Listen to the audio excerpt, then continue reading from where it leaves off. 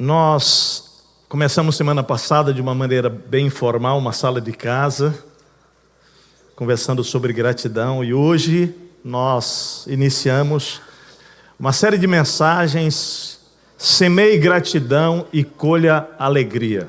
E nós produzimos isso aqui, nós produzimos um pequeno diário para que você possa, a partir de hoje, começar a escrever os motivos de gratidão a Deus. Deixa eu dizer para você, por mais que você esteja vivendo hoje um dia de batalha, de luto, um momento na sua história, há o que agradecer. Há o que dizer: Deus, obrigado. Há motivos para agradecer. Eu posso garantir a você que o Deus que nós servimos, Jesus Cristo, Ele sempre está cuidando da nossa vida de uma maneira extraordinariamente impressionante. Isso não significa que Deus não permita você e eu passarmos por tribulações. Do contrário, Ele usará as tribulações para nos amadurecer. Mas olhe para mim aqui, deixa eu lhe dizer, há o que agradecer em meio às tribulações. E o desafio da vida é esse. Quando tudo está muito bem, agradecer é fácil. Mas quando as coisas não estão como a gente esperava, como a gente previa, como a gente desejava, ou da forma que pensávamos que deveria estar, esses são os principais momentos em que nós somos confrontados com a gratidão. Eu queria ler o que está aqui. Nós estamos entrando nessa série de uma maneira soberana. Eu queria deixar isso claro para todos que estão aqui. Nós, em novembro do ano que passado, dezembro, estávamos em oração sobre as duas séries mais longas desse ano. A primeira, Deus nos deu uma direção que seria de casa em casa, e nós fizemos isso no primeiro semestre. E ainda em novembro do ano passado, ali, dezembro, estávamos perguntando: e a segunda série do segundo semestre?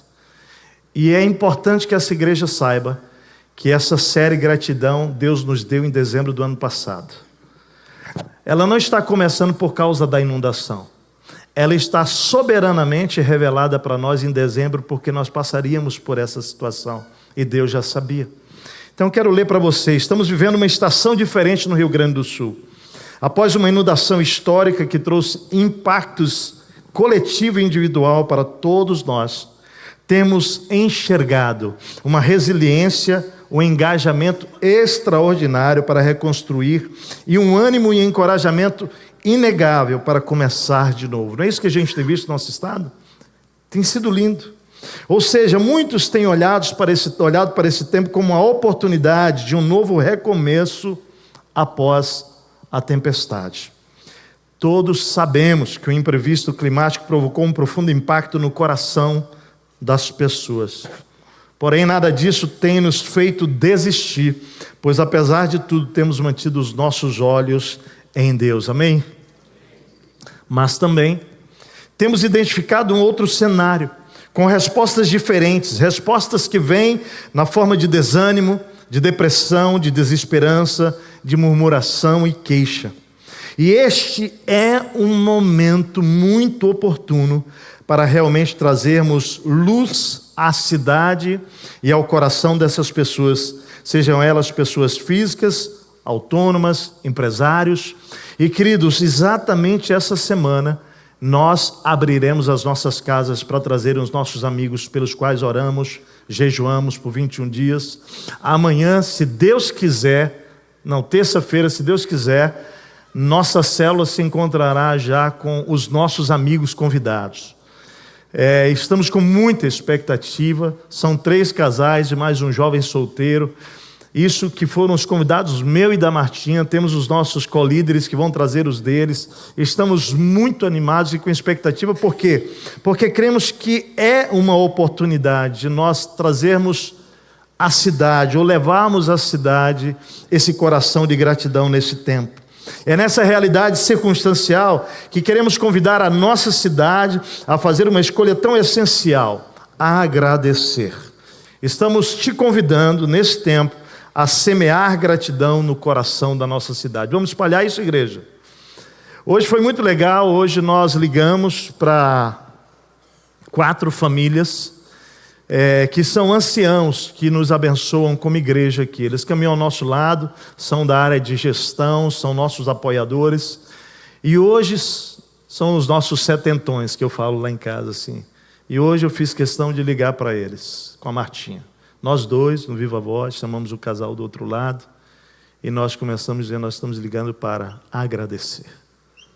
Obrigado, obrigado, obrigado. Depois derramamos o nosso coração para cada um deles, de maneira personalizada por tudo aquilo que tem sido os longos anos em que esses casais têm apoiado a mim, a Martinha e toda a nossa equipe pastoral e apoiado esta igreja. Eu queria dizer que nós estamos empenhados como igreja a espalhar gratidão nessa cidade. Eu queria que essa semana você fizesse uma lista de pessoas para quem você vai ligar para dizer muito obrigado. Muito obrigado. Eu estou determinado a agradecer lá na padaria que eu compro. Estou determinado a agradecer as pessoas da cidade que prestam serviço para nós. Você já parou para pensar como tanta gente presta serviço a você e que é possível que você nunca tenha agradecido? Mas eu quero convidar essa igreja a espalhar a gratidão nessa cidade, nesse tempo. Amém, gente? Vamos lá, gente? Vamos espalhar a gratidão. É fácil agradecer quando tudo vai bem, muito bem. O maior desafio da gratidão é quando as coisas desabam, quando de repente tudo desaparece e se desestrutura. Às vezes é uma casa, mas às vezes é a vida profissional, às vezes é o casamento, às vezes é um filho, uma filha, às vezes é um relacionamento muito importante que ele de repente parece que acabou tudo. O chamado desafiador para nós é oferecer sacrifícios de gratidão a Deus exatamente neste tempo. Perceberemos durante esse período de 12 semanas que ao semearmos gratidão e registrarmos cada ato da bondade de Deus no nosso diário, nós queremos então que você escreva. Escreva. Fala para a pessoa do lado, escreve tudo. Tudo. Essa semana foi muito interessante porque eu e Martinha começamos a escrever na segunda-feira, segunda-feira passada. Não foi no diário, nós pegamos o nosso celular e anotamos as gratidões de segunda, de terça, de quarta, de quinta. Sexta-feira a gente estava voltando de Juí, que nós passamos a semana em Juí, lecionando, partilhando, compartilhando com novos jovens pastores no seminário teológico lá de Juí. Estávamos nós com o pastor Oswaldo com 62 anos de ministério, imagina, e 92 anos de vida, ele partilhando. Nós fomos aqui com 13 seminaristas dos 27, olha só, hoje tem 27 seminaristas na igreja, viu, gente? 13 conseguiram ir para lá, para essa imersão. Dá um aplauso para essa galera toda aí. Quando eu vejo esse monte de seminarista, eu só penso em igreja. Deus falando assim, eu vou mandar um para cada lado. Espalhar a igreja nessa cidade, nesse estado. E foi um tempo maravilhoso. E uma das gratidões minhas e da Martinha lá, viu, para os seminaristas que estão aqui, foi dizer assim, o tempo que a gente teve naquela manhã de quinta-feira com eles. Como foi especial estar com vocês lá. Agradecemos a semana. Eu passei com a Martinha e a Radassa 7 horas com o Oswaldo dentro de um carro. Você imagina o que eu aprendi com a Martinha e a Radassa 7 horas dentro de um carro com um homem de 92 anos. Foi maravilhoso. Agradeci por isso lá. Agradeça por tudo. Não agradeça apenas, não é? Veremos um fruto extraordinário surgir no nosso coração. Põe a mão aí no seu coração. Quando você começar a agradecer, algo vai acontecer dentro de você. Dentro de você. E atingir as pessoas à sua volta. Você já viu gente murmurando? Deixa eu falar uma coisa. Inevitavelmente, um pai e uma mãe que murmura vão ver filhos murmurando. Mas deixa eu te dizer, pais que escolhem agradecer começarão a ver filhos agradecer. Pensa, isso é altamente contagiante. Comece a agradecer, comece a agradecer. Pessoas à sua volta serão influenciadas a agradecer também. É incrível como o poder da semente da gratidão nos faz, inevitavelmente, colher alegria além da nossa própria vida. Testemunharemos famílias transformadas, você crê nisso? um ambiente social transformado, uma cidade transformada, empresas transformadas e vidas transformadas. Simplesmente porque, como Igreja Batista Monte Serra, nós fizemos uma escolha: semear a gratidão nesse tempo tão desafiador do nosso estado. Dia a dia, observe e anote o agir de Deus. Perceba a mão dele nos detalhes, não apenas no extraordinário. Agradeça que você acordou hoje. Quantos aqui agradeceram? Deus, estou vivo. Deixa eu falar uma coisa que foi tão importante para mim, para Marta, lá em Dondo. Nós fomos algumas vezes para a África. E lá em Dondo, a primeira vez que nós fomos muito impactados, porque a primeira manhã nossa em Dondo foi visitar 100 famílias de pessoas aidéticas. Então eu e Martinha saímos com vários outros da equipe para visitar 100 famílias aidéticas que todo dia tinham que tomar remédio e todo dia recebiam uma visita espiritual. Nós fomos. E quando chegamos numa casa, eu fui tremendamente impactado, porque quando chegamos, aquela senhora, né, a África, isso era dentro de aldeias africanas realmente, então era aquelas ocas, como se fosse de índio, né, mas só cabe a esteira lá dentro para dormir, não é cama, é esteira. O banheiro é do lado de fora e a cozinha é do lado de fora. E quando a gente chegou, aquela pessoa estava cozinhando. Era uma senhora. Ela estava cozinhando e ela pegou aquela batata. Quando soube que eu e Martinha éramos estrangeiros, estávamos ali com missionários visitando, na hora de sair, ela pegou aquilo e nos deu. Eu olhei para a pessoa do lado, né, que nos levou e disse: mas ela tem o que comer hoje? Ela disse: pastor, isso é tudo que ela tem que comer. Tudo que ela tem para comer. Mas se você não receber, será uma ofensa. Eu entrei numa grande crise ali com Martinha e a gente recebeu aquilo. Tudo bem, depois eu fui no mercadinho e voltei lá com um rancho. Mas aquilo foi tão impactante, porque aquilo tinha um nome. Sabe o que aquele nome era? Fala comigo: gratidão. Aquela batata não era uma batata. Aquilo tinha um nome, era gratidão. Nós fomos tão impactados porque, especificamente em Dondo, a expectativa de vida era de 29 anos para os homens. Então, a maioria das pessoas na cidade eram mulheres. E a gente começa a fazer reunião com eles lá e a pergunta o que a gente pode agradecer? Sabe o que eles faziam? Porque eu estou vivo. Ei, presta atenção. Você agradeceu que você está vivo hoje? Quantos aqui tem mais de 29 anos? Levanta a mão. Eita! Qual a última vez que você disse: pai, eu estou vivo, obrigado? Quantos aqui hoje comeram? Levanta a mão. Quantos aqui têm carros, um automóvel? Levanta a mão. Quantos aqui têm água, luz, esgoto? Levanta a mão, por favor. Fala para o teu irmão do lado: você é milionário, cara, você é rico. Mas sabe qual é a questão? Olha aqui para mim. A questão é que nós acostumamos. Nós acostumamos. E a gente não lembra mais de agradecer os detalhes da vida. Nós estamos aqui com saúde, graças a Deus. Então observe, agradeça que você acordou, que você tem uma família biológica ou emocional / espiritual, amigos, o que comer, beber, vestir, sinais visíveis de Deus sobre a sua vida. Então agradeça, agradeça e agradeça. Fala comigo: agradeça, agradeça e agradeça. 3 vezes para reforçar a importância de a gente não esquecer. Você irá colher o resultado em forma de uma transbordante alegria. Ainda que as coisas à sua volta não voltem a ser como antes, nós descobriremos que podemos viver uma experiência de transformação de dentro para fora e por fim nos tornaremos pessoas, famílias e uma cidade que é fruto daquilo que Deus fez dentro de nós primeiro. Essa série Semeie Gratidão, Colhe Alegria, nasce com este objetivo de nos inspirar, ouça bem, a crer em uma realidade abençoadora futura em nossa vida pessoal e na nossa sociedade, da mesma forma que é preciso fé para que o agricultor plante na expectativa de colher. Então, nós creremos que a convergência final de tudo isso é que, com a ajuda de Deus, nós veremos a nossa cidade nominada de um Porto Alegre verdadeiramente alegre. é isso que nós esperamos colher. E aí o texto do Salmo 116, 12 e 17 da semana passada. Feche os seus olhos, vamos orar e vamos pedir a Deus. A partir de hoje, amanhã, você já pode começar todos os dias. No final a gente tem uma orientação para você ser guiado para isso aqui. Pai, obrigado.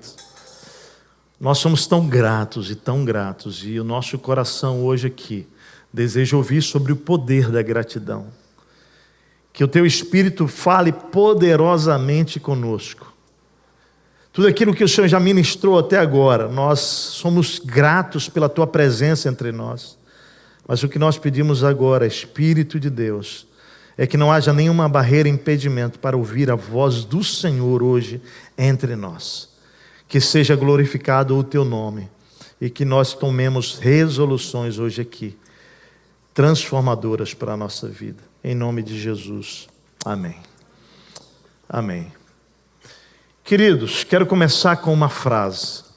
O ponto de partida do pecado da humanidade foi a ingratidão. Fala comigo isso. O ponto de partida do pecado da humanidade foi a ingratidão. Toda virtude humana divorciada da gratidão, e nós aqui somos pessoas virtuosas, Deus nos deu essa graça de sermos pessoas com virtudes, mas toda virtude, quando ela é divorciada, desassociada da gratidão, ela é mutilada. Então ela segue mancando pelo caminho da vida. Eu não sei você, mas por muitos anos na minha vida pessoal, eu pensei na gratidão apenas como um ingrediente indispensável para os meus relacionamentos. E aí eu sempre fui cuidadoso em expressar o meu obrigado. Meus pais nos semearam, semeou no nosso coração esse cuidado, e eu sempre atentei para ser enfático e intencional mesmo nessa questão de agradecer.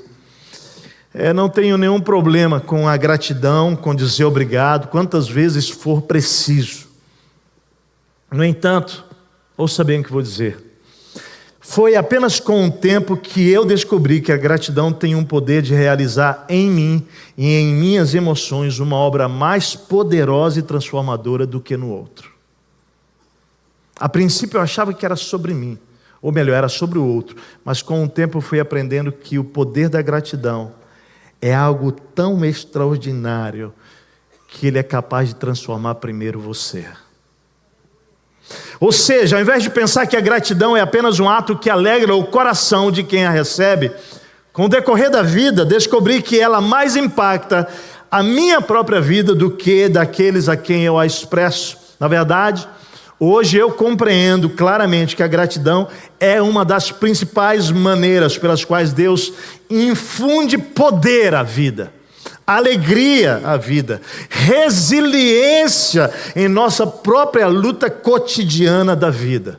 E a autora do livro Escolhendo a Gratidão, Nancy Leigh Moss, ela nos chama a atenção ao fato de que a princípio, preste atenção, a princípio a gratidão pode até parecer um pequeno e delicado camafeu. Quem sabe aqui o que é camafeu? As mulheres aqui, algumas sabem, né? Vai aparecer uma imagem, isso aí é um camafeu. Que nome, para esse negócio.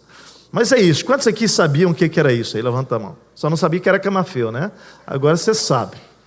Olha só o que ela vai dizer, que coisa interessante. Ela diz assim: a gratidão pode até parecer um pequeno e delicado camafeu, uma joia preciosa para acompanhar os trajes mais finos femininos, mas na realidade, olha só, ele é muito mais significativo, poderoso e indispensável para a nossa própria vida do que nós mesmos pensamos. Por exemplo, tente manter uma fé, estamos aqui numa comunidade de fé e amor, numa experiência espiritual hoje à noite, mas essa é a sua vida de fé, segunda, terça, quarta, quinta, sexta, sábado, domingo, segunda. Então tente manter uma fé perseverante sem a gratidão. Não fará sentido. Porque você acabará esquecendo o objetivo principal da sua fidelidade e razão de adorar a Deus, que é o que Cristo fez por nós, dando a sua própria vida em substituição a minha e a sua. Então não faz sentido essa coisa de adorar sem gratidão, porque a razão da adoração é o que Cristo fez lá naquela cruz, tomando o meu lugar que tinha que estar lá, o seu lugar. Então, se não há gratidão na experiência espiritual, o que a gente vai descobrir com o tempo é que há religiosidade, porque espiritualidade sem gratidão me faz apenas um religioso. Por exemplo, tente ser um marido, tente ser uma esposa, ou mesmo um filho, uma filha, que exala o amor ao outro sem gratidão. E o que você vai descobrir com o tempo é que o seu amor vai colidir com muita força contra corações recheados de decepção e da desilusão relacional. Interessante porque eu vivi isso no meu casamento. Até os meus 5 anos de casados, eu realmente sempre disse para Marta: eu amo você, Marta, e eu sempre expressei, eu sou uma pessoa de falar as coisas que eu sinto, então eu sempre expressei para Marta. Mas um dia a gente estava numa situação lá de relacionamento lá em casa, e a gente começou a se ralar e tal, porque eu esperava algumas coisas da Martinha que ela não fez, eu esperava que ela tivesse correspondido com uma situação lá e ela não correspondeu e tal, e aí eu me perdi naquela nossa conversa, nós começamos a nos ralar ali, a Martinha manteve a calma e eu estava alterado, porque ela tinha que fazer o que tinha que fazer, que a gente combinou e ela não fez. E de repente, a gente morava no 2º andar, lá na rua, estava passando um homem. E Martinha olha para mim e fala assim: ela bem na boa. Ela, sabe quando alguém passa a bola com categoria para o outro assim? Que te constrange, mas ela com categoria assim. Ela falou: posso? Eu não estava bem. Cobrando, pressionando e tal. Ela falou assim: posso te falar uma coisa? Na verdade é uma pergunta que eu quero que você faça para si mesmo. Será que você me ama mesmo? Como assim? Que pergunta é essa, Martinha? E é isso. E eu ali, meio indignado, ela falou: eu queria que você se perguntasse: será que você me ama mesmo? Sabe por quê, Té? Porque todas as vezes que eu faço o que você quer, na hora que você quer, como você quer, do jeito que você quer, tal, você é cheio de love comigo. Mas quando eu não faço, na hora que você quer, do jeito que você quer, como você quer, quando você quer, parece que você vira um gelo. E aí ela vira para mim e aponta com categoria: está vendo aquele homem que está passando lá na rua lá?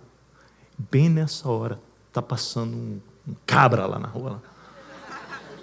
Cara, aí ela aponta para lá e fala assim: está vendo aquele homem lá? Eu falo: não, eu quero, olha para ele, olha agora, olha para ele. E eu olho para ela e falo assim: aquele homem é capaz de me dar esse tipo de amor que você me dá. Porque se eu fizer para ele como ele quer, do jeito que quer, quando quer, da forma que quer, isso ele vai me dar. Caiu os buchados do bolso, como diz aqui no Rio Grande do Sul. Que agora eu sou gaúcho, né, gente? Caiu os buchados do bolso.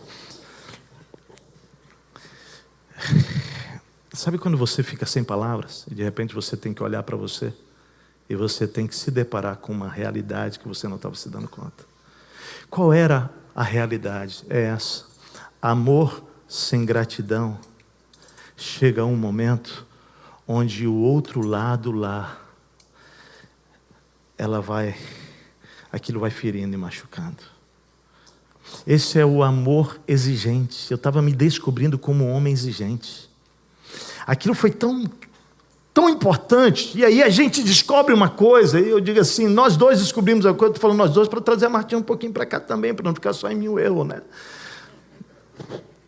Mas a verdade, isso estava acontecendo comigo. Porque quando a gente casa, você sabe que o ponteiro, quando a gente casa, está apontando para você. A gente diz para o outro assim: eu te amo, eu quero casar com você e tudo mais, né? Não é assim? Alguém já perguntou para você no tempo do namoro, noivado: e aí, por que você está casando com ela? Por que você está casando com ele? Quais são as nossas respostas? Para mim me perguntaram: Tess, por que você quer casar com a Martinha? E eu, sem nenhuma demagogia, eu falei, quer saber a verdade? Verdade, então vou começar pelo ponto central. E achei essa mulher linda. Cara, a Martinha é linda, não sei o quê. E respondi, mas também ela é linda por dentro, ela é uma mulher de Deus, porque eu sabia que a beleza, com os anos, elas vão passar. E eu sempre disse, Deus, eu quero uma mulher que ela seja mais linda por dentro do que por fora, mas não deixa de ser, tem que ser bonito por fora, Deus. Né? Não tem que ser por fora também, Deus. E eu sabia, e eu falei, Deus, ela é uma mulher bonita por dentro, ela é uma mulher que vai ser leal a mim, presta atenção na minha resposta, ela é uma mulher que ela cuida de mim, ela é querida, ela não sei o quê. Quer dizer, perceba que a minha resposta toda apontava para quem? Para ela ou para mim? Para mim, eu queria casar com ela porque ela ia ser tudo aquilo para mim. Aí perguntaram para ela, e você quer casar por Tessa? Porque ele é maravilhoso. Não foi assim não, gente. Mas a Martinha falou, não, ele é um cara de Deus, ele não sei o quê, mas também tudo era sobre ela. E sabe o que acontece? A maioria de vocês devem ter passado por isso aqui. 1 ano, 2 anos, 3 anos, 4 anos, 5 anos, eu estava no 5º ano de casamento. Chega uma hora que você olha para o outro e diz assim, pai, eu acho que eu errei. Ih, cara, eu acho que eu não amo, não. E deixa eu te dizer, isso vai acontecer em todo relacionamento. Sabe por quê? Porque, na verdade, o ponteiro está apontado um para o outro. E quando vai se relacionando, a gente não corresponde com o outro aquilo que a gente dizia, que ele tinha ou ela tinha. O ponteiro vai fazendo assim, ó. E chega uma hora que ele está assim, você está olhando para o outro, você não consegue ver o amor. E aí presta bem atenção no que eu vou dizer. Esse é o ponto principal para que o amor verdadeiro seja derramado num casamento.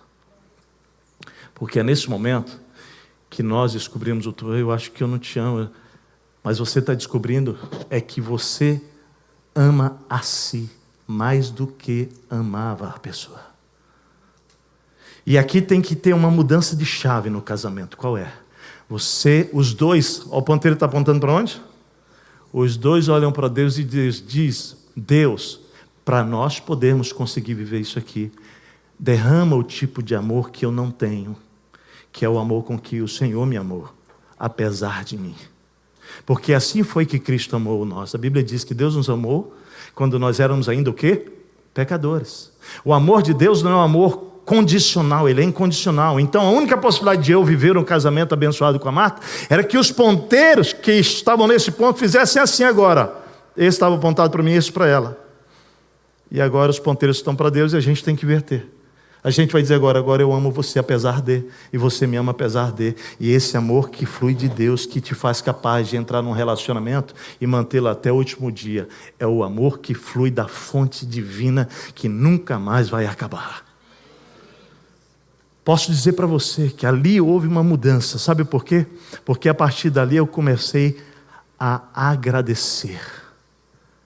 Saí da dimensão do exigente para a dimensão daquele que agradece, que reconhece e que olha para ela e que olha para mim e olha para si e diz assim, Deus, mas eu sou tão imperfeito, o Senhor me ama e não desiste de mim.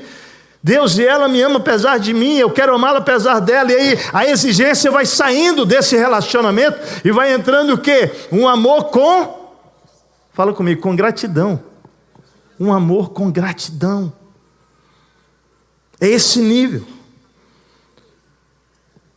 Tente ser alguém que se sacrifica pelo outro, sem que essa oferta do sacrifício seja acompanhada de gratidão. O que é que vai acontecer? Você vai ver cada grama de alegria ser drenada por um ilusório complexo de Marte. Você está se sacrificando pelo outro, mas deixa eu te falar, sacrifício é uma oferta. Se não for oferta, é uma exigência. E se você fizer esse sacrifício sem gratidão, você vai se colocar numa posição de Marte. Estão exigindo de você o sacrifício. E as mulheres que estão aqui, eu acho incrível vocês, porque vocês são pessoas que vocês não têm limite para se sacrificar. No geral, as mulheres fazem isso com maestria. Só tem um detalhe, para o marido não.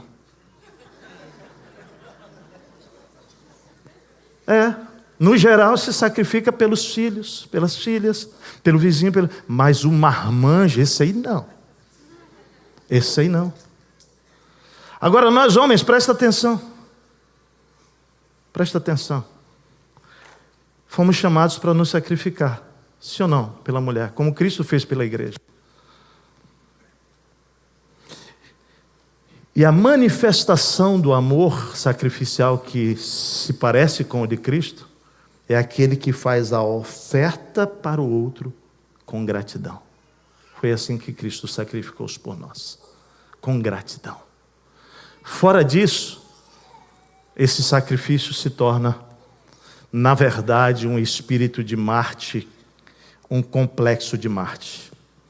Eu acredito que poucas virtudes da vida vão revelar mais o caráter de Jesus do que um espírito agradecido. O Getsemane, aquele jardim onde Jesus vive aquele grande drama, antes de que ele vá à cruz, ele me leva a compreender que as dores da vida não precisam ser negadas, porque Jesus não negou. É incrível olhar para aquele texto quando Jesus está ali sofrendo, padecendo, e ele deixa os seus apóstolos ali esperando, e ele vai para o encontro com o Pai naquele jardim. A dor, há sofrimento, porque ele sabia que o que esperava era cruz, e ele vai dizer: Pai, se for possível, passa de mim esse cálice. Olha a honestidade do filho com o pai: Pai, esse negócio aqui está complicado para mim, se puder vamos pular essa parte da minha história. Mas amados, há algo tremendo, porque aqui tem integridade, aqui tem legitimidade, tem vulnerabilidade, tudo estava presente naquele momento de dor, lá no Getsemane. Mas, olha só que coisa, começa a surgir uma gradual resposta àquela dor, como num sussurro, consciente e intencional, junto com aquelas palavras: Pai, se for possível, passa de mim esse cálice. Vem essa voz: todavia, faça a tua vontade, não a minha. Essas palavras, elas são confirmadas na cruz, quando Jesus, em gratidão naquela cruz, lá no madeiro, lá no Calvário, ainda é capaz de dizer, Lucas registra isso no capítulo 23, versículo 34, Pai, perdoa-lhes, Pai. Perdoa-lhes. Tenta imaginar o coração de Jesus: Pai, perdoa-lhes, pois eles não sabem o que estão fazendo.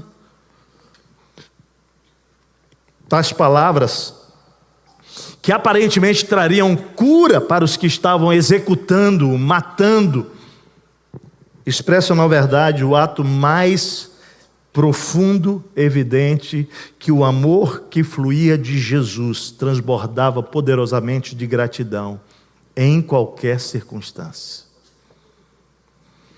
Isso então nos ajuda a refletir que o poder da gratidão é mais sobre o efeito dele sobre nós, nos enfrentamentos da vida, em todas as suas situações, do que apenas sobre o efeito no outro. E eu me lembro, me permitam, aqueles que já conhecem essa história há muito tempo, repartir isso aqui a muita gente nova. Meu pai foi pastor por 28 anos e ele faleceu repentinamente aos 52 anos num acidente de carro. E eu estava no seminário nesse tempo, nutrindo todo um sonho com meu pai de que eu estudava em Curitiba, voltaria para Brasília, onde meu pai era pastor, e poderia me unir a ele naquele ministério e seguir com meu pai e minha mãe. Os dois exerciam o ministério pastoral.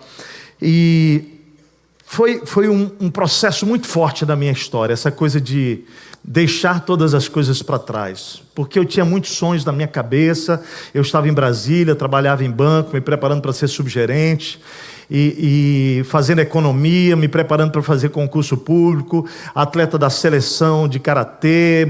Meu sonho era montar uma academia gospel de karatê e organizar minha vida nessas coisas todas aí, ser um discípulo fiel a Jesus. E Deus vai, desde os 12 anos, mexendo com a minha vida, que Ele tinha outro plano, outro projeto, que Ele queria que eu entregasse tudo que sou, tudo que eu tinha para Ele, para servi-lo de maneira integral como pastor, mas eu fugia daquilo. E aí, nessa jornada de construindo meus planos, Deus vai me apertando. 19, 20, 21, 22 anos, aquilo está queimando dentro de mim. Eu ia para qualquer culto, ia para qualquer conferência, eu chorava. E só para você entender como eu fugia, nunca tinha aceitado pregar até lá. Até ir para o seminário, que eu falei assim: não, eu não posso. Eu tenho que fugir desse negócio de ser pastor aí. Só que Deus vai trabalhando até que aos 22 anos eu digo sim para Deus. E nessa história de dizer sim para Deus, eu saio de Brasília, eu vou estudar em Curitiba, 4 anos de seminário. Quando eu estou terminando aquela expectativa, no 4º ano, no dia 21 de agosto, foi o meu concílio. Você faz teologia dentro da Convenção Batista, e quando você termina o seminário, ou um pouco antes, como foi o meu caso, a igreja solicita um concílio examinatório, reúne todos os pastores que pode. No meu lá tinham 100 pastores, mais amigos, familiares. Na verdade, a Martinha estava lá, porque meus familiares eram todos de Brasília. E a gente vai para o concílio. Começa o concílio, você contando a tua experiência de conversão e a tua experiência de chamada ao ministério pastoral. Então, quando eu começo a contar, todo mundo começa a chorar. E eu, naquele tempo, um guri orgulhoso, você imagina. Eu olhei para todo mundo chorando e falei, meu Deus, eu estou arrebentando aqui, hein? Mas sabe o que tinha acontecido? Naquele dia, 5h30 da manhã, meu pai estava voltando de uma viagem da casa dos pais dele para Brasília, e lá em Ceres, no Goiás, ele sofre um acidente 5h30 da madrugada e ele morreu, com 52 anos. Martinha recebe a ligação 5h30 da madrugada, liga para o pastor Pascoal Piragini, minha mãe ligou para ela, liga para o pastor Pascoal Piragini para saber o que fazer, e eles dois decidiram que deveriam seguir em frente no concílio. Eu faria o concílio e logo depois eu viajaria para Brasília para sepultar o meu pai. Então eu estou falando aquelas coisas todas da história da minha família e da influência dos meus pais na minha vida, e eu não estou sabendo que Deus já havia chamado meu pai.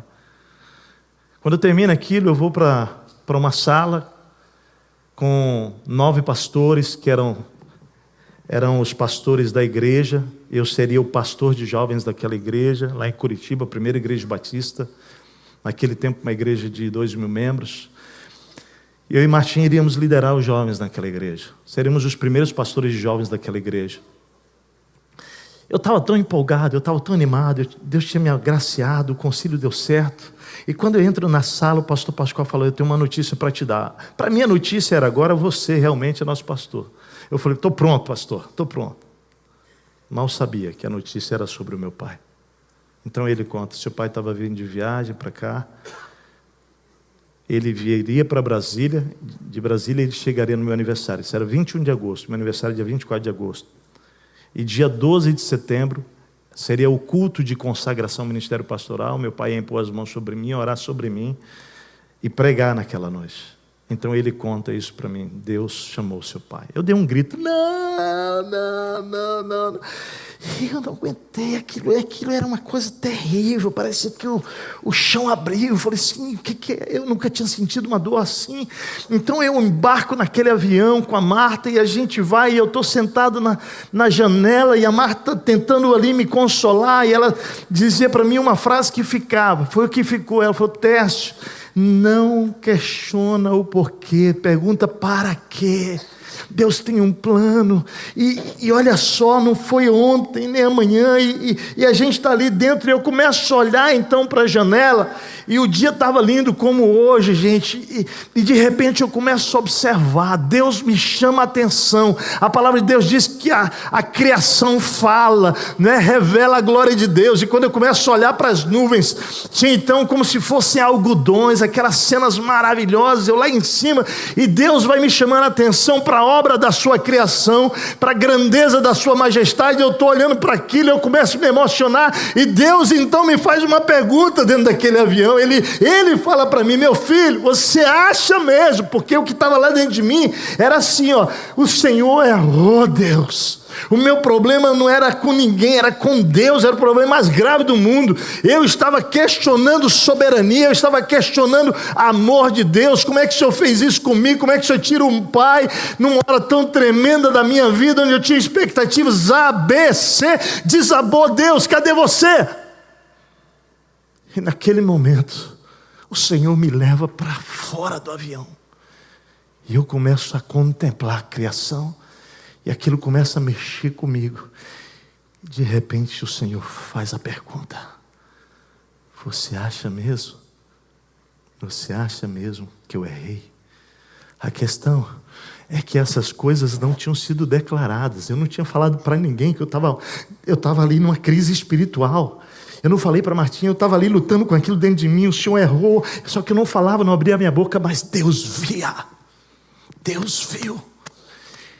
Ele veio e me fez a pergunta: você acha mesmo que com toda essa grandeza? E eu tinha memorizado uma frase quando era adolescente sobre a criação, que diz assim, que para uma natureza incrivelmente extraordinária como essa, é indiscutível, não dá para você questionar, tem que ter alguém infinitamente maior. O acaso, um boom, não é capaz de tornar as coisas tão maravilhosas, e organizadas e ordenadas, tem que ter alguém por trás. E eu tinha entendido, e Deus começa a me dizer: você sabe disso, você já declarou isso para muita gente, mas agora é a tua hora de você olhar o que você diz, mas ver se isso desceu para o coração. E ali eu começo então a adorar. Deus começa a dizer: agradece, meu filho, agradece. Veja o que eu estou fazendo. Hoje, no dia do seu concílio pastoral, podia ter sido ontem e podia ter sido amanhã, mas eu marquei hoje, porque o seu pai tinha 28 anos de ministério pastoral, e hoje eu estou pegando o cajado dele de pastor e estou passando nas tuas mãos. Eu estou marcando, é um memorial. Eu não sei te explicar. Eu não sei explicar o que aconteceu dentro daquele avião. Começa a acontecer algo dentro de mim. Começa a vir uma alegria. Como é que você pode ficar alegre no meio da morte de alguém que você mais ama? 3 anos atrás eu tinha feito uma restauração com meu pai. A gente estava vivendo os melhores 3 anos da nossa história. Então era muita dor, e Deus pega aquela dor, e à medida que eu vou agradecendo, à medida que eu começo a louvar naquele avião, à medida que eu começo a declarar que eu creio na tua fidelidade, eu creio que o Senhor não erra, eu creio que o Senhor não falha, dentro de mim, não foi fora, dentro de mim acontece uma revolução. Porque a gratidão tem esse poder, ela expulsa de dentro de você a queixa, a murmuração, a desesperança. É uma coisa impressionante o que eu senti. E eu abraçava a Marta e eu dizia: Deus, Ele sabe o que Ele fez, mas tinha que ser hoje, aquilo clareia para mim. Eu chego lá no sepultamento, sou eu quem preguei, tive o privilégio de pregar na hora. Um monte de gente se converteu, eu não sei de onde vinha aquela força, mas a gratidão é capaz de te levantar e restaurar você da noite para o dia, do minuto para o outro. Eu senti isso. Eu senti. Foi algo extraordinário. Então, querido, o poder da gratidão é mais sobre o efeito dele em nós, no enfrentamento da vida, em todas as situações, do que apenas sobre o efeito no outro. Isso significa então o quê? Significa que eu posso escolher reagir diante das realidades da vida, das tragédias da vida, de 2 maneiras. Ou eu posso me queixar, ou eu posso o quê? Adorar. Deixa eu falar, não sei como você chegou aqui hoje, mas eu quero dizer a você que Ele está no controle. Fala para quem está do teu lado: ei, Ele está no controle. Começa a adorar. Começa a adorar. Começa a adorar. Ele está no controle. Eu não sei, querido, se você está vivendo um drama na sua vida pessoal, familiar, se você está se sentindo abandonado, abandonada, se você foi traído, traída, eu não sei, se você está numa crise profissional, uma crise financeira, eu não sei, mas eu sei de uma coisa: você tem que hoje à noite aqui escolher se você vai murmurar, vai queixar, ou se você vai sair daqui dizendo: Senhor, eu vou te adorar, eu vou agradecer, olhar para trás, eu vou relembrar do que o Senhor vem fazendo na minha história, eu vou agradecer. Agora deixa eu falar, você pode ser íntegro. Lembra Jesus lá no Getsemane? Você seja íntegro. Fala: Deus, está doendo demais. Deus, eu nunca senti isso. Eu tô assim. Você pode. Você lembra-se como Eva foi seduzida pelo descontentamento, insatisfação e desejo de ter mais? Capítulo 2 de Gênesis mostra isso. O ponto de partida do pecado da humanidade foi a ingratidão. Foi a ingratidão. Eva estava lá no paraíso, querido, porém, o paraíso não foi suficiente para ela. Ela queria mais. Ela tinha um bom relacionamento com Adão, era perfeito. É o único capítulo da Bíblia que mostra uma perfeição de relacionamento. Gênesis capítulo 2. Porque depois entra rolo, o pecado entra e acabou. Não tem mais relacionamento perfeito, tem relacionamento com relacionamento. É isso. Mas Eva, naquele pleno relacionamento com Adão, ela queria mais. Ela tinha um relacionamento com Deus, porque Deus todas as finais da tarde vinham para um papo com ele, com Adão, com Eva. Ela usufruía de todas as boas coisas de Deus, porém Eva queria mais. A ingratidão fez Eva, mesmo no perfeito, delicioso jardim da inocência, puro, fez com que ela ouvisse o sussurro de Satanás, dizendo para ela assim: ei, você merece mais. Presta atenção. Armadilha. Armadilha. Quando você ouve uma vozinha dizendo assim: não, você merece mais. Semente do descontentamento. Começamos a buscar lugares desolados que vão me levar para o deserto da ingratidão, sempre buscando e nunca encontrando. Passamos a sentir saudade dolorosa, uma fome insaciável, sonhos pequenos e vazios. E deixa eu te dizer, por quê? Porque só Deus pode saciar você. Só Jesus pode, Ele é o pão da vida. No Novo Testamento, a Bíblia registra a mesma ingratidão de Adão e Eva presente na humanidade. Lá em 2 Timóteo capítulo 3, versículos 1 a 7, diz o seguinte, observe bem: saiba que nos últimos dias, veja bem, nós falamos sobre Adão e Eva lá nos primeiros dias, e a ingratidão presente lá. A Bíblia vai nos levar agora para os últimos dias, e vai dizer o seguinte: saiba que nos últimos dias sobrevirão tempos difíceis, isso porque os homens serão amantes de si mesmos, apegados ao dinheiro, arrogantes, orgulhosos, blasfemos, desobedientes aos pais, fale comigo, ingratos, ímpios, insensíveis, irreconciliáveis, caluniadores sem domínio próprio, cruéis, inimigos do bem, traidores, impetuosos, soberbos, mais amantes dos prazeres do que amantes de Deus. Embora tenham aparência de piedade, negam o poder de Deus. Afastem-se desses também. Esses são os que se introduzem pelas casas e seduzem mulheres vulneráveis, carregadas de pecados, os quais se deixam levar por toda espécie de desejo. Olha só, querido, pode ter certeza, nós vamos convidar a gente dessa cidade para a nossa casa, que vem de tudo quanto é lugar. Alguns vão ser desse jeito aqui a descrição deles, e está tudo bem, porque eles vão poder se encontrar com o próprio Deus e a gratidão lá. E o texto diz que eles vão se introduzindo pelas casas, seduzindo mulheres vulneráveis, carregadas de pecados, as quais se deixam levar por toda espécie de desejos. Eles estão sempre aprendendo, mas jamais conseguem chegar ao conhecimento da verdade. Vai buscando, mas não chega em Cristo. Por quê? Presta atenção agora no que eu vou falar. Porque a ingratidão, ela é o portal da imoralidade. É trocar a glória de Deus, a verdade de Deus, por uma mentira. O texto continua dizendo: porque tendo conhecido a Deus, não o glorificaram como Deus, nem lhe renderam graças. Ou seja, troca-se o glorificar a Deus, o render louvor e graças a Deus, gratidão a Deus. E ele diz, ao contrário de agradecer, os seus pensamentos tornaram-se fúteis, e o coração insensato deles se obscureceu. Embora eles afirmem ser sábios, tornaram-se tolos e trocaram a glória de Deus imortal, do Deus imortal, por imagens feitas à semelhança do homem mortal, bem como de aves, quadrúpedes e répteis. Por isso, Deus os entregou à impureza sexual, aos desejos do coração deles, para desonrarem o corpo deles entre si. Trocaram, fizeram uma troca, a verdade de Deus pela mentira, adorando e servindo a si mesmos, a criatura, em lugar do Criador, que é bendito para sempre. Então ouça aqui. Pessoas ingratas são inclinadas a satisfazer a si mesmas.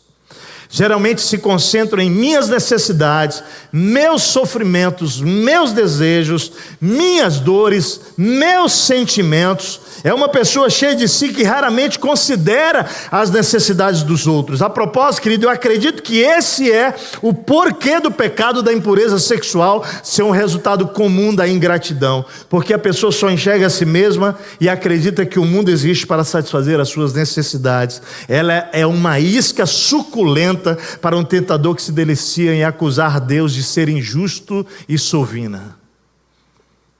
A ingratidão, queridos, é o resultado de não bebermos intensamente da água da vida. A mulher samaritana, registrado lá em João capítulo 4, ela conhecia essa realidade. Era assim, ela procurava em homens o que nenhum homem poderia dar para ela, a satisfação da alma dela.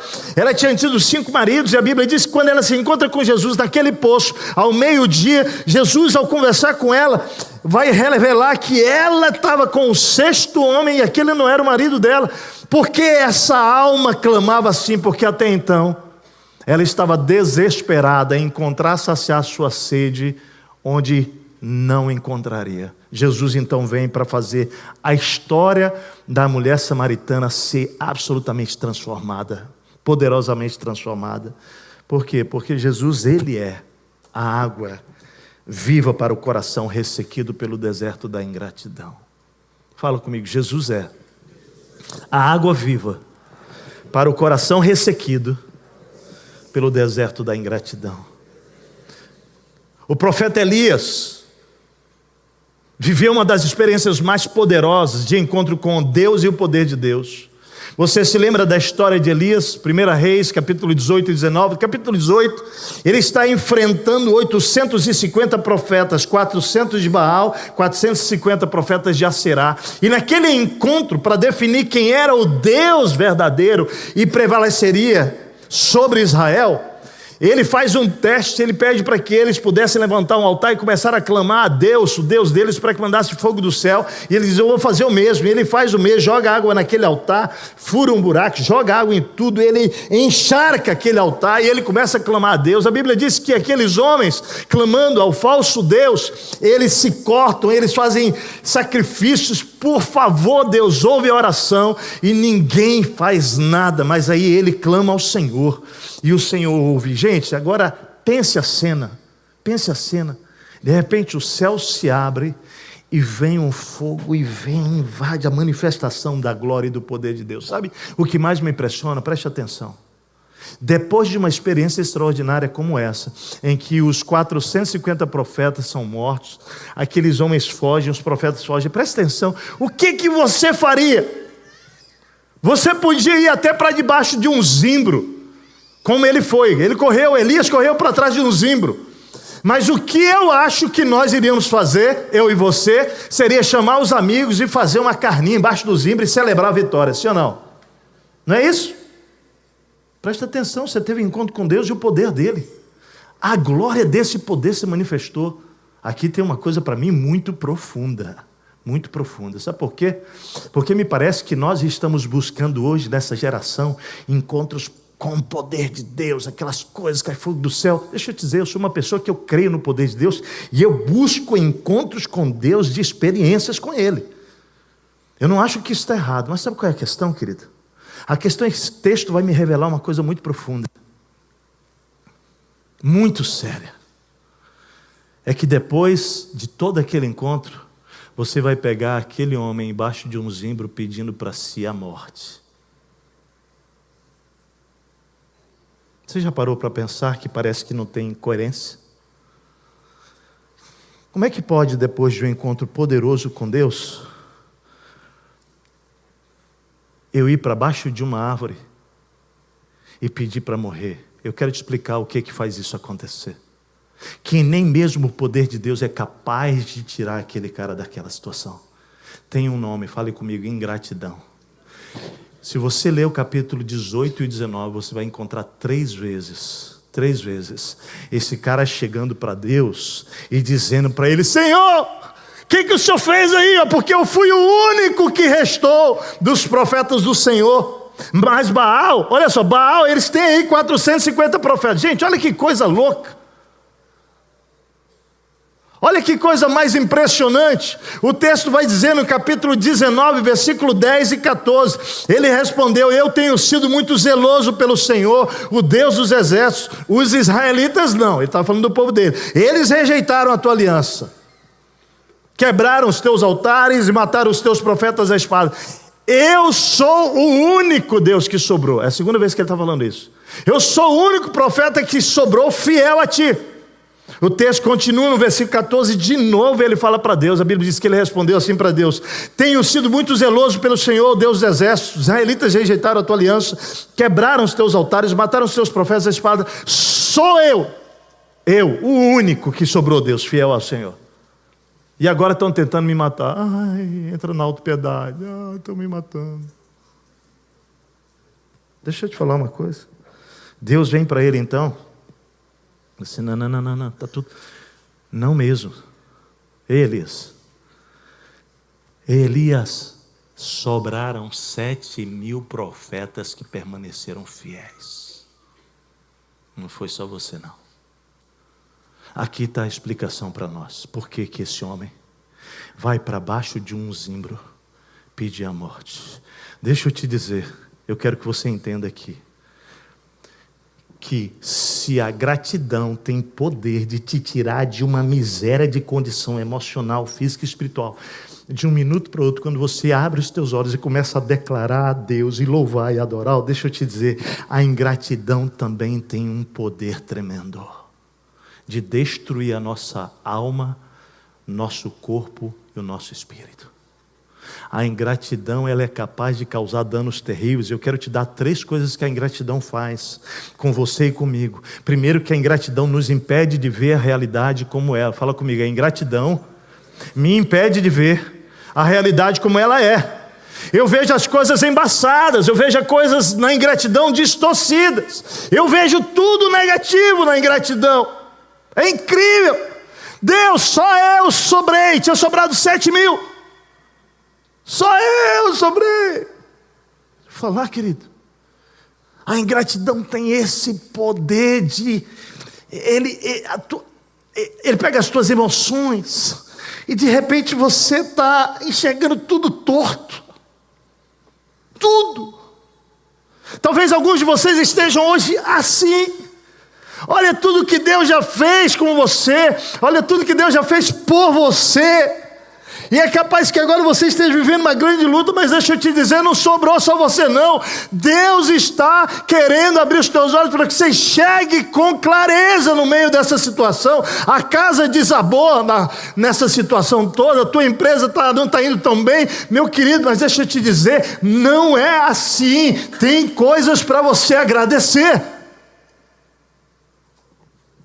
Tenho que agradecer. A segunda coisa que a ingratidão faz, deixa eu te dizer, a ingratidão, ela nos prostra, ela nos derruba, ela nos leva lá para debaixo do zimbro e diz aí, fica aí, fica aí. Ela abate você, emocionalmente, fisicamente e espiritualmente. Deixa eu dizer aqui, eu quero abrir um parênteses com temor e tremor.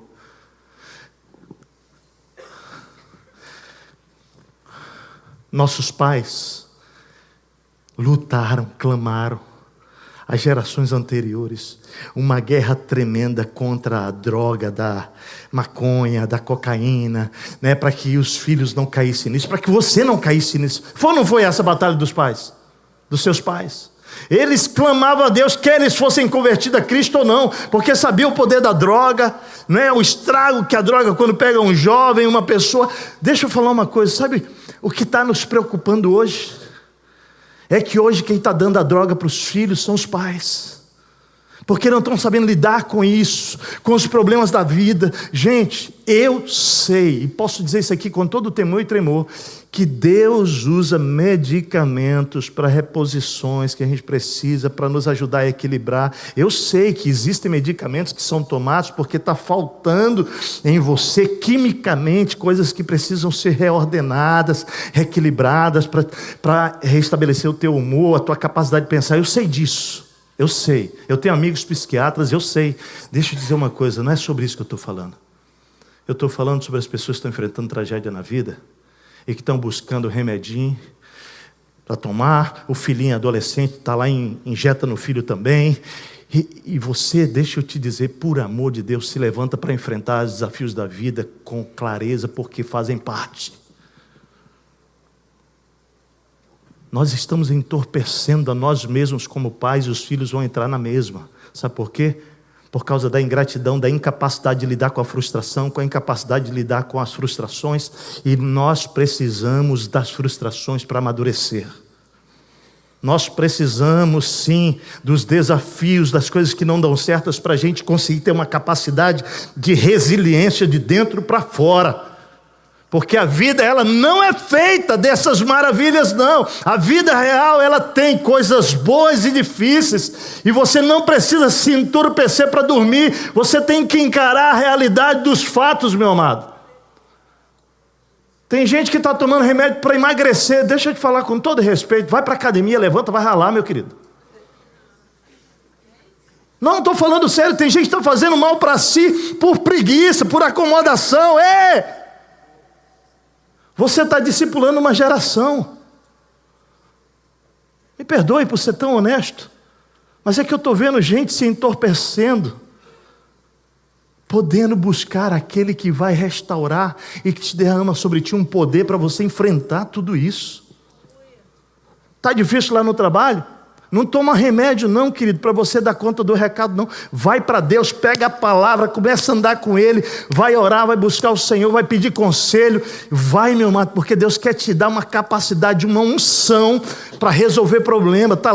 Isso está lá, isso não é loucura não, isso está lá em Isaías capítulo 11, diz que o Senhor, o Espírito do Senhor veio sobre Jesus e deu para ele entendimento, conselho, capacidade de discernir, deu poder, deu autoridade. Gente, tudo isso lá em Colossenses 2 vai dizer, e essa mesma plenitude do Espírito está em você. Tem problema você ir no psicólogo, não tem problema você...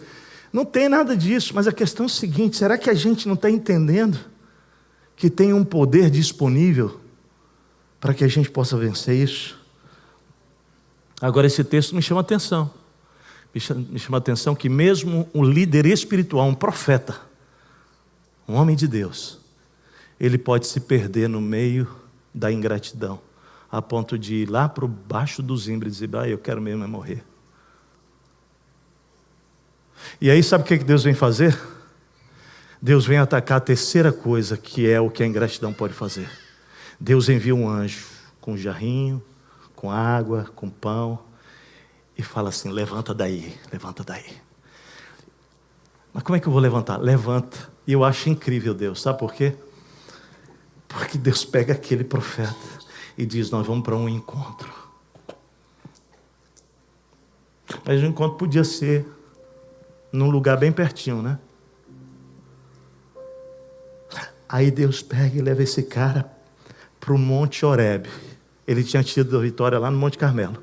Deus pega e fala, não, vou te levar para o monte de Deus, chamado na Bíblia, o Monte Horebe. Mas sabe quantos dias ele tem que caminhar para chegar lá? 40. Essas são as coisas que eu chamo na Bíblia, sabe de quê? Incoerência divina. 40 dias, o cara já não conseguia levantar para o dia lá, para ficar lá. Deus fala, levanta daí que você tem uma caminhada para fazer. E o texto diz que ele está com medo. Ei, presta atenção. O texto diz que ele não quer viver mais. Aí Deus chega e fala assim, levanta, cara. Vamos para o monte. Monte, lugar de encontro com Deus. Fala comigo, lugar de encontro com Deus. Todos nós deveríamos ter um monte. O Monte Horebe. Eu tenho o meu Monte Horebe lá em casa. Martinho tem o Monte Horebe. Lá dentro de casa, cada um faz um montezinho lá. Seu monte. É o meu lugar de encontro com Deus. É o meu lugar de encontro com Deus. Ele viaja 40 dias. Chega naquele monte, olha como é que são as coisas, né? A cabeça dele não estava boa ainda, a alma dele não estava boa, ele não estava bem ainda, então ele faz o quê? Ele acha uma caverna e ele entra na caverna. Só muda debaixo do zimbro para a caverna. Até acho que ele pensou assim, o zimbro ainda dava para me ver, na caverna agora eu estou bem aqui. Aí o senhor vem e passa com tempestade, terremoto, fogo, e de repente vem uma brisa e o Senhor fala assim: sai daí, porque aí dentro não é o teu lugar. Deixa eu dizer para você hoje aqui, você está embaixo do zimbro ou já entrou na caverna? Teu lugar não é lá. A ingratidão quer te manter lá dentro daquele lugar, não é lá. Fala para o teu irmão: não é aí o teu lugar é na presença de Deus, é na presença de Deus. Ei, você está fugindo de Deus, você nem aparece mais em célula, não aparece aqui, você está... onde é que você está? Na caverna? Que bom que você saiu hoje aqui, porque a palavra de Deus é: sai dessa caverna, porque eu quero me encontrar com você. E aqui está o mistério, presta atenção. Quando ele sai para a presença de Deus, a voz, fala comigo, a voz fala com ele. E algo acontece com Elias. Sabe o que é? Deus reverte aquilo que estava instalado no coração dele. Porque se a ingratidão tem esse poder de me impedir de ver a realidade como ela é, se a ingratidão tem esse poder de me prostrar, me derrubar, ela também tem o poder de roubar de mim, fale comigo, roubar de mim a visão do amanhã, a visão do futuro. E aquele encontro, o Senhor chega para ele e fala: vem cá, eu ainda tenho um propósito com a tua vida, eu ainda tenho missão para você. Levanta daí, você vai ungir o rei da Síria, você vai ungir Eliseu. Deus começa a falar com ele sobre o projeto do futuro, que um homem, uma pessoa nessa condição da ingratidão, ela não vê mais nada do amanhã. Deus restaura a visão. E Deus quer fazer isso hoje com você aqui. Eu quero terminar, querido, porque aquele encontro, fala comigo, encontro com Deus, toma o coração de Elias de gratidão. Deus tira a escuridão, Deus tira o medo, a desesperança e devolve a missão e o propósito. E a minha conclusão para você é dizer o seguinte hoje à noite aqui para você: que a verdadeira alegria só é obtida quando um coração se encontra. A verdadeira gratidão, ela vem, ela flui quando se encontra Deus novamente lá no Horebe. Seu encontro com Deus. E aí acontece algo extraordinário. Nosso coração volta a pulsar os desejos de Deus, os sonhos de Deus, os planos de Deus. Nos tornamos capazes de experimentar a boa, agradável e perfeita vontade de Deus. E voltamos a viver então os sonhos dele. Fala para a pessoa do teu lado: Deus tem muitos sonhos para a tua vida. Fala, mas fala com convicção. Fala assim, não fala uma falazinha não, fala assim. Fala de verdade. Fala com fé para ele. Cara, Deus tem sonhos enormes para você. Sabe o que você podia fazer hoje? Sabe o que você podia, um conselho? Rasga os teus sonhozinhos, querido. Eu posso dizer isso hoje, com 53 anos. Bobão meu lá nos meus 26 anos, achando que meu sonho era o máximo. Meu Deus do céu. Fala para a pessoa do lado assim: vai valer a pena, pode ter certeza. Vai valer a pena, querido. Vai valer a pena.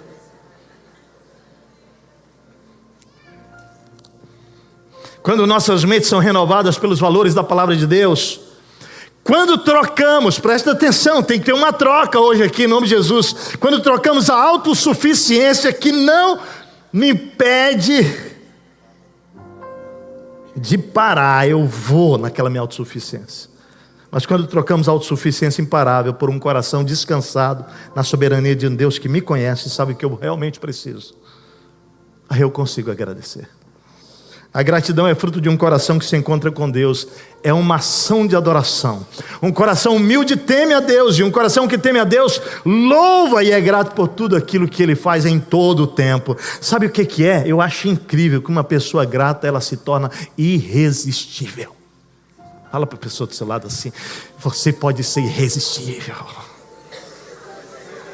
Irresistível. Não, aquele tipo de gente que a pessoa quer ficar perto de você. Ela quer conversar com você. Ela diz assim: eu não sei o que acontece, mas parece que meu coração queima quando eu converso com aquela pessoa. Igual Jesus com aqueles discípulos no caminho de Emaús, conversando. A Bíblia diz que depois que os olhos se abriram, como foi ministrado hoje aqui, ele falou assim: era por isso que o nosso coração estava queimando, porque eles tinham se encontrado com um Deus verdadeiro, um Deus cheio de gratidão.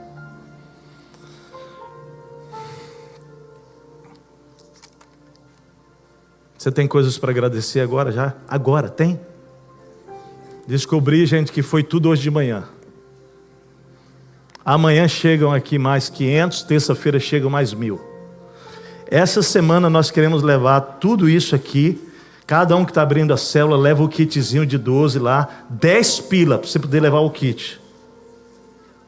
12, para 12 pessoas. Porque nós vamos começar a espalhar nessa cidade gratidão. Sabe o que vai acontecer com a tua vida? Você vai ser curada. Você vai ser curado. Sabe o que vai acontecer na cidade? Pessoas serão curadas pela tua gratidão. Eu não tenho dúvida disso. Porque a gratidão tem esse poder. O ponto de partida dessa possibilidade da gratidão surge ligado a duas realidades que a princípio parecem ser absurdas: a rebelião humana e a execução de um homem inocente.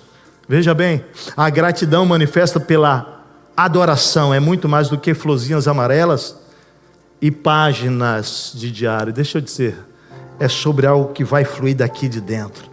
Trata-se de uma dádiva, fale comigo, uma dádiva, um presente conquistado com dor e com sangue. Tem nome: Jesus. Eu pergunto para você precisa de mais alguma coisa para agradecer? Se alguém com dor e sangue entregou-se para que você não fosse para aquela cruz, para que eu não fosse para aquela cruz, ele fez uma troca substitutiva. Ele disse: o meu ato é substitutivo, eu, justo, irei no teu lugar injusto. Ei, gente, isso já basta para a gente sair daqui hoje dizendo: glória a Deus, Deus, o Senhor é demais, eu não mereço. Isso já basta, meu irmão. O que você precisa mais? É por isso que gratidão é um estilo de vida que, embora em certo sentido todas as pessoas do mundo possam ser agradecidos, já que Deus estendeu a sua graça comum a todos, todos poderiam. Mas deixa eu te dizer uma coisa: a verdadeira glória e o poder transformador da gratidão acabam ficando reservados para aqueles que se encontram com esse Deus. Que se encontram com esse Deus. Porque nunca foi sobre ter muito dinheiro. Há pessoas com muito dinheiro, foi pregado há pouco tempo aqui, que elas não conseguem ser gratas. Nunca foi sobre os bens que você tem, nunca foi sobre nada disso, mas foi sobre você se encontrar com o maior tesouro, Jesus, porque Ele tem poder de nos tornar cheios de alegria, esperança, eu amo isso, e admiração pela vida.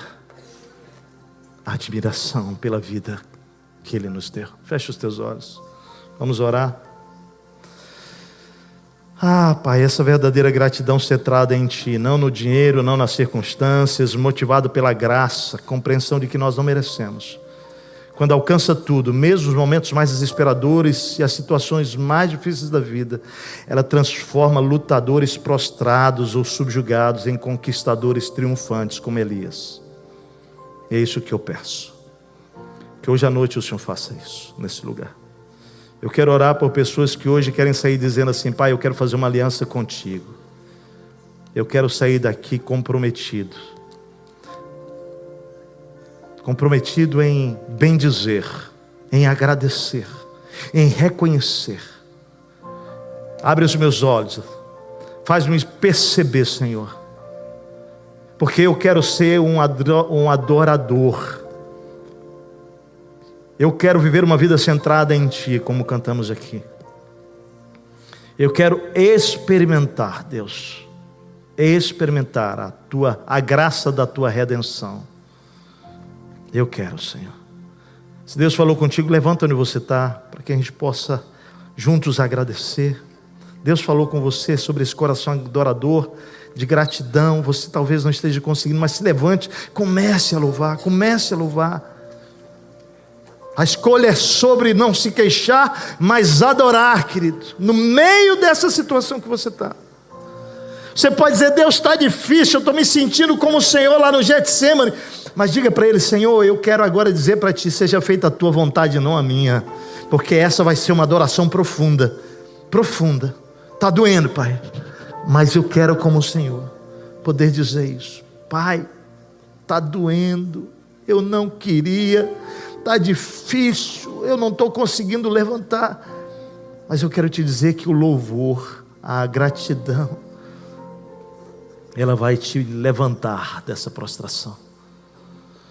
Amado Espírito Santo, eis-nos aqui, para bendizer, para exaltar, para glorificar, para dar ao Senhor honra, glória e louvor, no meio da circunstância em que nos encontramos. Peço que o Senhor nos faça voltar a pulsar pelos desejos do Senhor, que o Senhor nos leve para a dimensão de voltar a viver os Teus planos, descansando na soberania Tua, de que o Senhor nos conhece, e que vale a pena descansar no Senhor.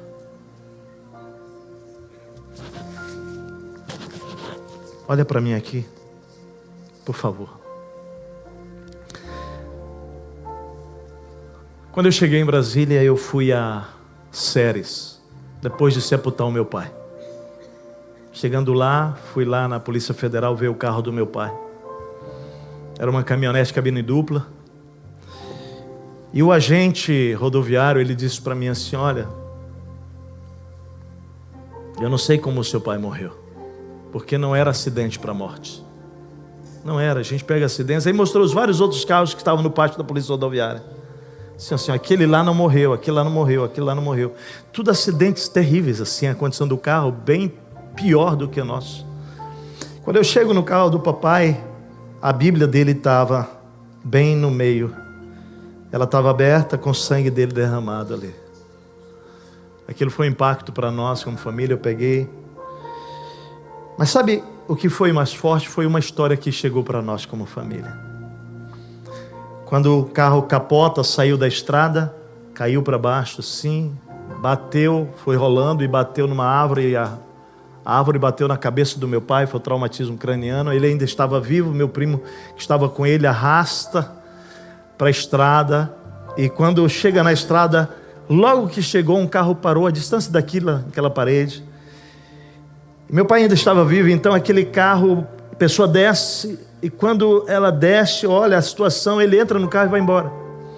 Mais ou menos 20 minutos depois, chegou um carro que parou, era uma Saveiro, colocou o papai dentro, ele encostou ali atrás, meu primo, meu pai ficou ali, ele segurando, e chegou em Ceres.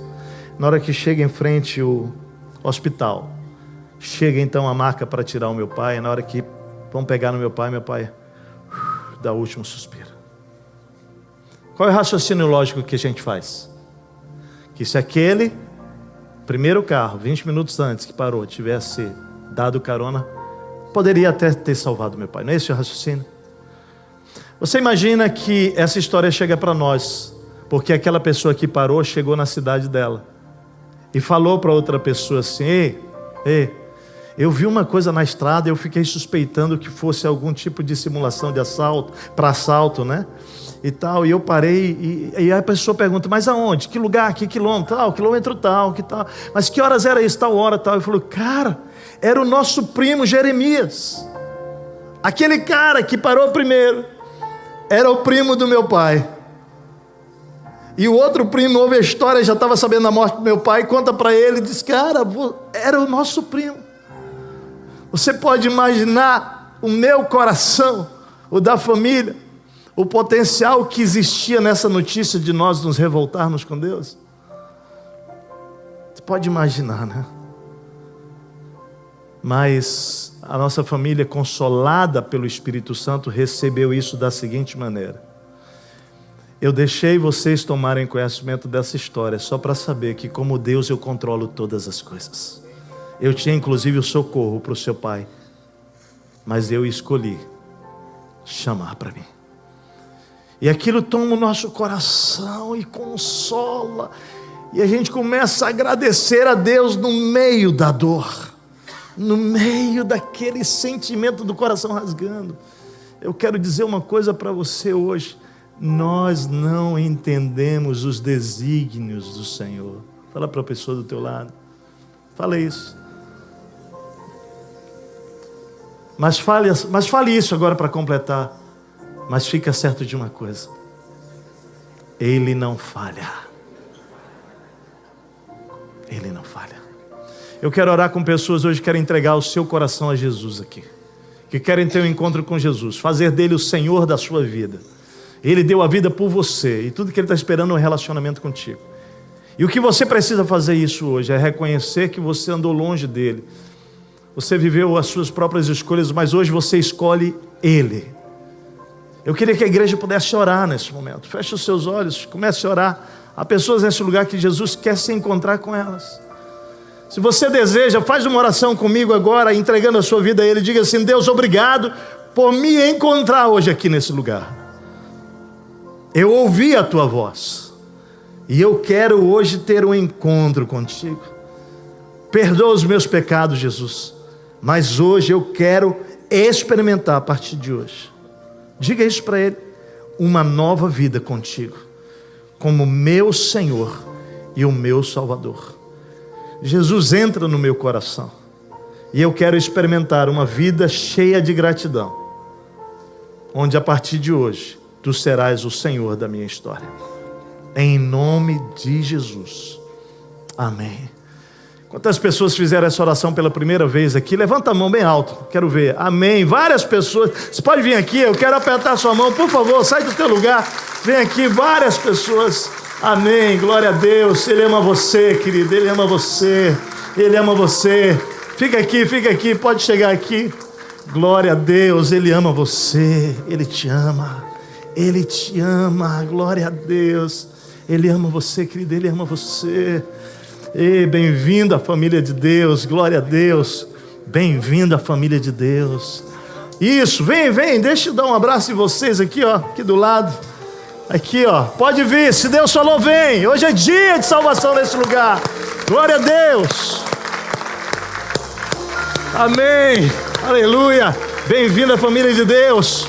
Bem-vinda à família de Deus. Glória a Deus, aleluia. Amém. Estende as mãos na direção dessas pessoas aqui. Estende as mãos, vamos abençoá-las. Hoje elas estão recebendo o maior presente que vocês podiam receber na vida. Vocês estão recebendo agora o perdão pelos pecados. Glória a Deus, que lindo, glória a Deus, aleluia. Bem-vindo à família de Deus. Glória a Deus, bem-vindo à família de Deus. Oh, bem-vinda à família de Deus, sua primeira vez aqui, bem-vinda. Jesus está aqui, bem-vindo à família de Deus. Querido, primeira vez também, bem-vindo. Bem-vindo. Estende as mãos para cá, vamos orar por essas pessoas. Pai querido, essas pessoas estão agora diante do Senhor, diante da igreja do Senhor, confessando ao Senhor como o único Senhor e Salvador de suas vidas.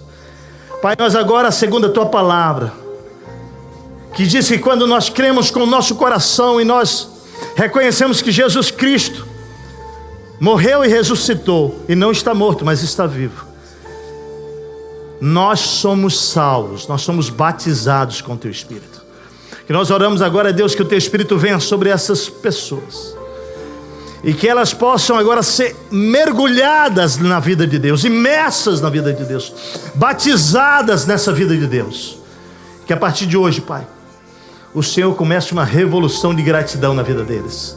Que eles comecem a ver as coisas com os Teus olhos. Que eles comecem, Senhor, sim, a serem hoje ressuscitados. Que toda prostração hoje caia por terra, e que hoje eles se levantem no poder do Teu Espírito, Senhor. No poder do Teu Espírito, Senhor. Que toda tristeza e angústia vá embora agora em nome de Jesus. Que todo medo, depressão, que tudo, Pai, aquilo que estava dominando, escravidando, agora caia por terra em nome de Jesus. Nome que é sobre todo nome. Nós repreendemos agora toda ação do inimigo contra essas vidas. Pedimos que o Senhor quebre as cadeias. Quebre as cadeias agora, Senhor. e que essas pessoas possam ser ressuscitadas para viver a nova vida, a vida de Cristo. Nós os abençoamos agora, no poder que é sobre todo nome, o nome de Jesus. Amém.